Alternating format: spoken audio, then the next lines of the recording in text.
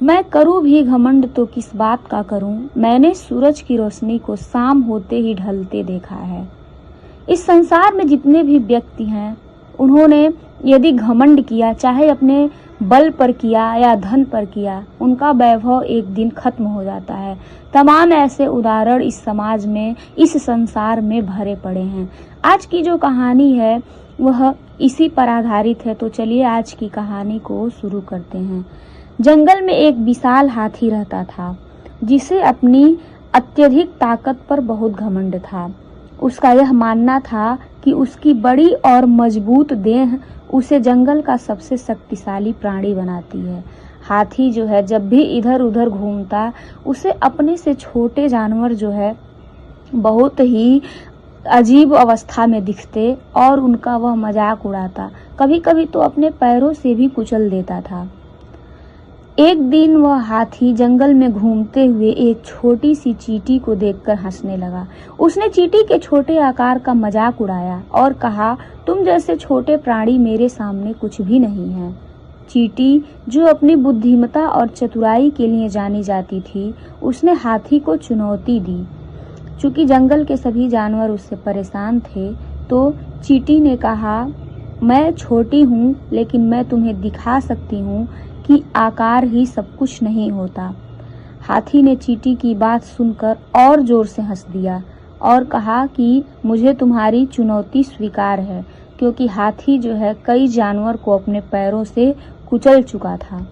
अगले दिन जंगल के सभी जानवर इस अनोखे मुकाबले को देखने के लिए इकट्ठा हुए। हाथी अपनी शक्ति और बड़े शरीर का प्रदर्शन करते हुए चींटी के पास आया। चींटी ने बिना किसी डर के हाथी की सूंड में प्रवेश किया और अंदर जाकर उसे गुदगुदी करने लगी। हाथी को बहुत खुजली होने लगी। वह बेचैन हो उठा और इधर उधर भागने लगा। हाथी के इस परेशान होने को देखकर सभी जानवर हैरान रह गए। क्योंकि जो हाथी था, वह उसकी अवस्था इस तरह हो चुकी थी कि कुछ ही देर में वह पागल हो जाता।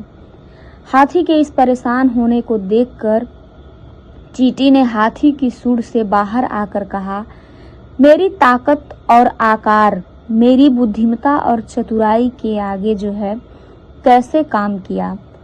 और देखो मैं तुमसे बहुत छोटी हूँ, लेकिन आज तुम मुझसे परेशान हो गए। यदि मैं तुम्हारे सूंड से नहीं निकलती तो तुम्हारी ताकत और आकार का कुछ नहीं होता। उस दिन हाथी ने अपनी हार स्वीकार की और चींटी से माफी मांगी। हाथी ने सीखा कि असली ताकत जो है शारीरिक आकार में नहीं है, बल्कि व्यक्ति के चरित्र और बुद्धिमत्ता में है। जो व्यक्ति घमंड नहीं करते, वे व्यक्ति हमेशा महान होते हैं। यह छोटी सी कहानी हमें बहुत बड़ी सीख देती है। कैसे एक बड़े हाथी को एक छोटी सी चींटी ने हरा दिया। इसलिए यदि आप कितने भी धनवान हो, ऊपर वाले का हमेशा शुक्र गुजार कीजिए कि उसने आपको अच्छा बनाया, आपको धन दिया।